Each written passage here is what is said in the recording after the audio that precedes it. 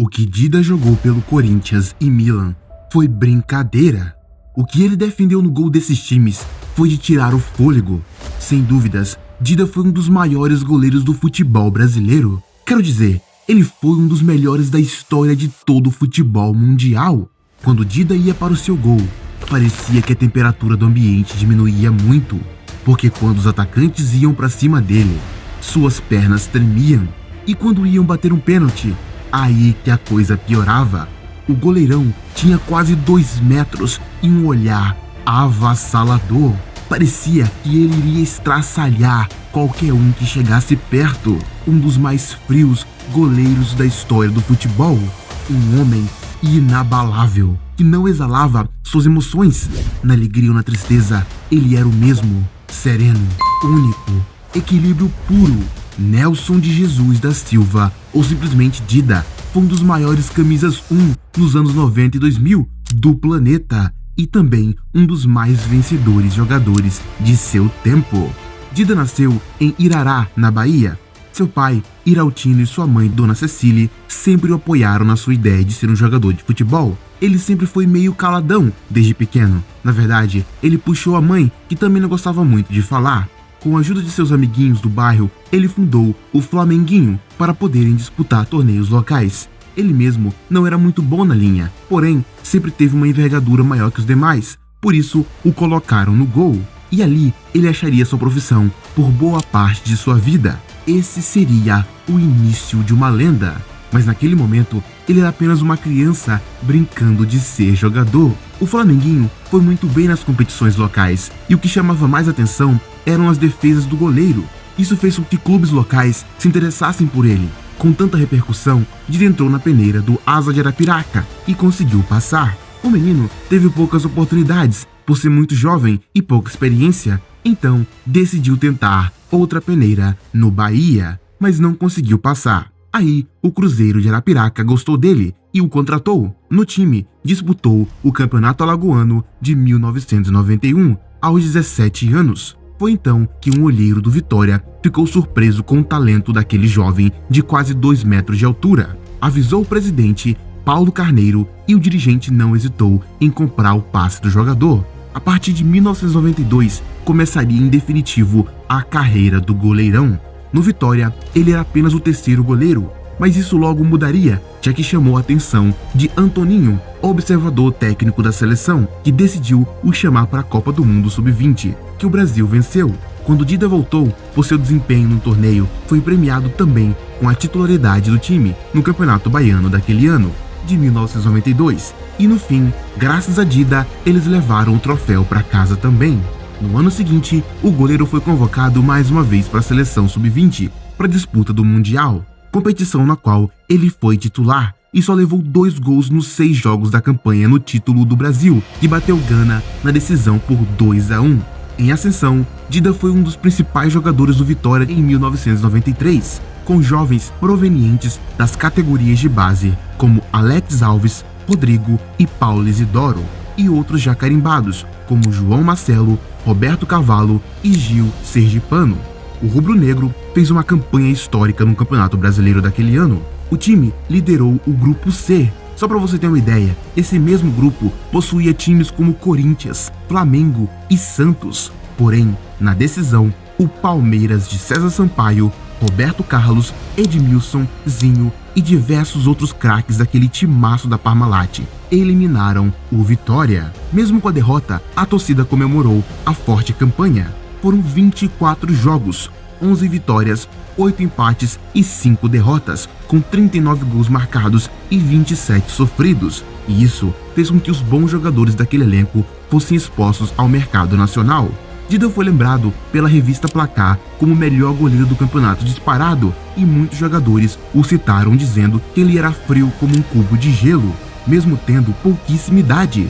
Lembrando que nessa época ele só tinha 18 anos e nem parecia se importar ao enfrentar grandes jogadores veteranos do futebol brasileiro e mundial. Com tamanha repercussão, o Cruzeiro tentou contratar o jogador, mas o Vitória fez jogo duro só liberando o craque pelo meia Ramon Menezes e mais uma quantia de dinheiro. Todos nós sabemos que valeu a pena, mas naquela época ninguém sabia o que ele ia virar. Por isso, a torcida começou a questionar o recém-chegado. Afinal, ele tinha sido caro para o clube e precisaria demonstrar qualidade. Foi tudo muito rápido. Quando me dei por mim, já estava na Toca da Raposa me apresentando. Lógico que em Salvador foi mais fácil. Lá, eu tinha a companhia de muitos parentes, disse Dida anos mais tarde.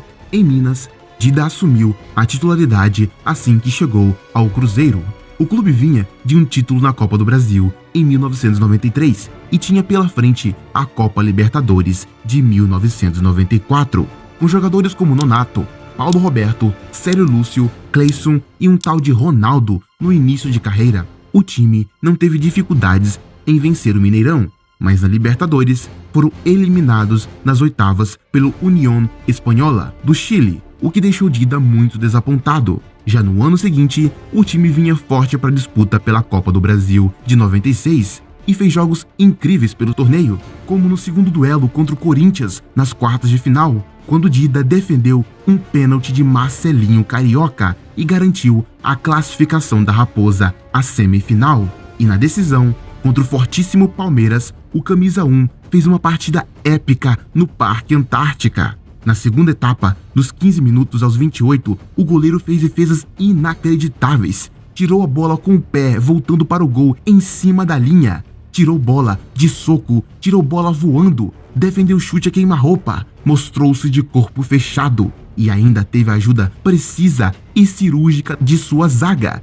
Foi uma das maiores atuações de Dida na sua carreira. O Cruzeiro venceu por 2-1 e foi campeão em plena casa alviverde. Que jogo de Dida foi aquele?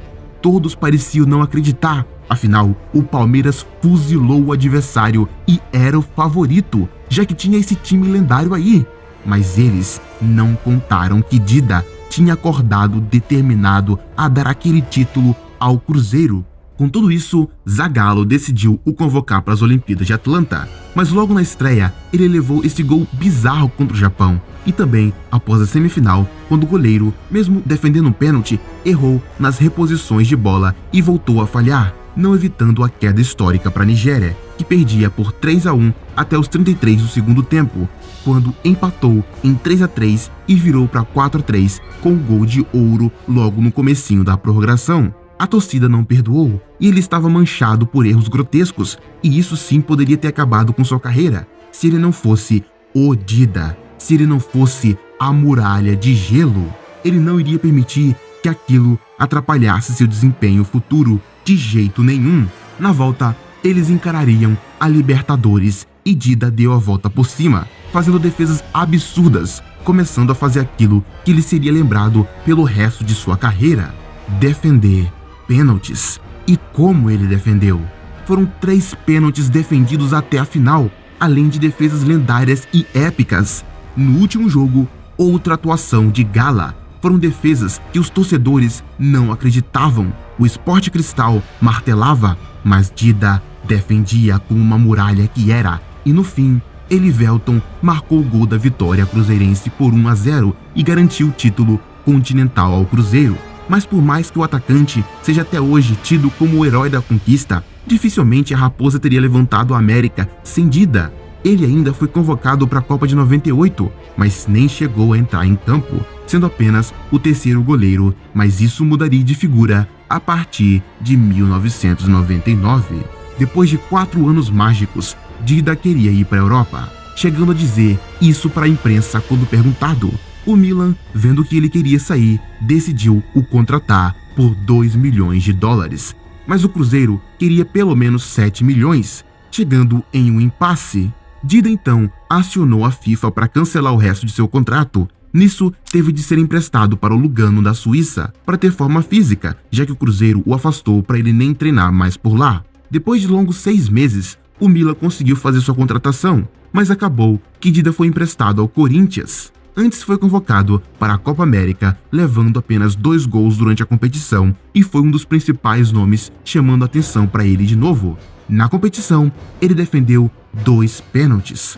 Após a Copa América, Dida vestiu a camisa do Corinthians e foi simplesmente estrondoso no Campeonato Brasileiro. Disputou 25 jogos e foi um dos pilares na campanha do título nacional do Alvinegro.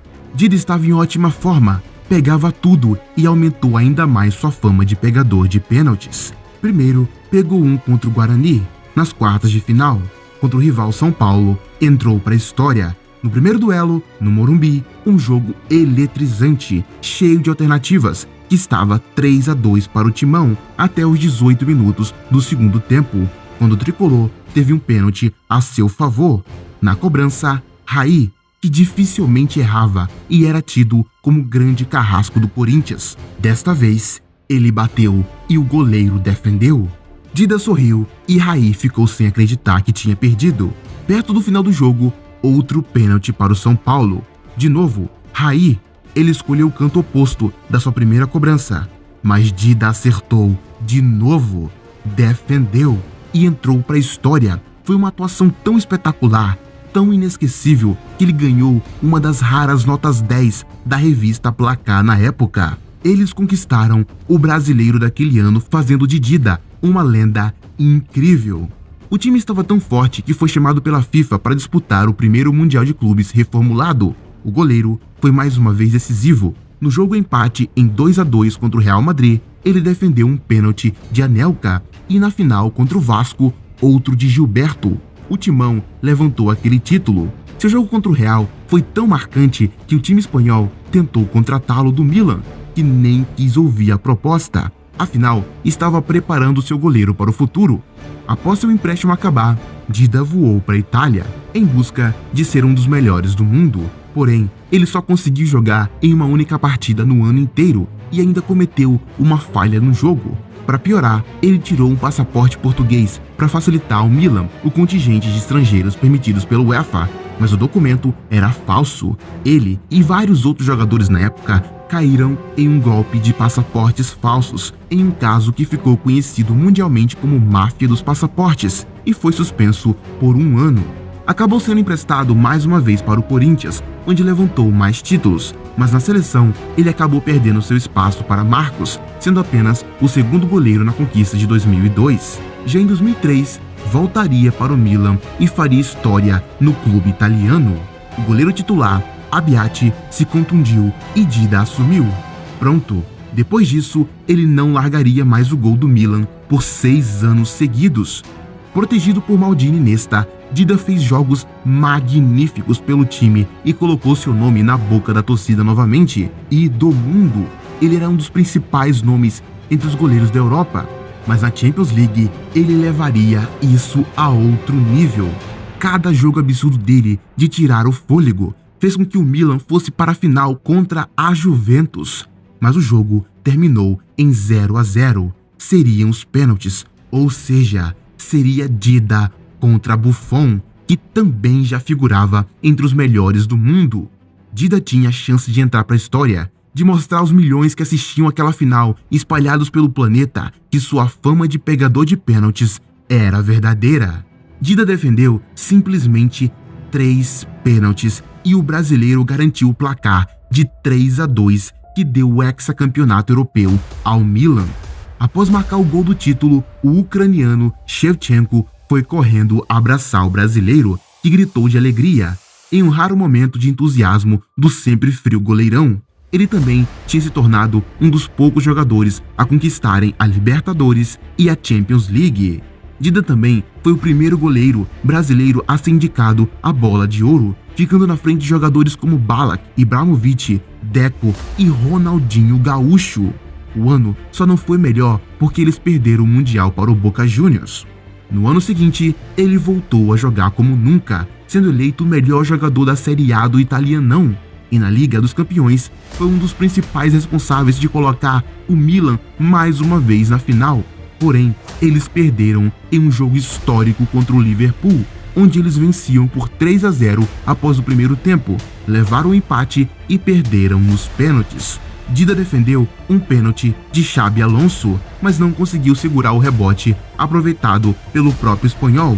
E nas penalidades, o brasileiro defendeu o chute de Ricci, mas o Milan errou 3 cobranças e o título ficou com o Liverpool. O goleiro ficou muito triste, mas isso duraria pouco, porque em 2006 eles chegariam na final mais uma vez e novamente contra o Liverpool, mas dessa vez eles venceram por 2-1, dando mais um título ao Milan e à Dida. Depois disso, Dida começou a sofrer com contusões sérias que estavam diminuindo seu tempo no futebol, e ele entendeu que seria uma corrida contra o tempo para poder jogar o máximo que podia. Dida voltou ao Brasil e mais uma vez fez história. Se quiser a parte 2 da história desse goleirão, escreva Dida nos comentários. Deixe seu like para ajudar e aproveite para se inscrever. Muito obrigado a todos. Fui!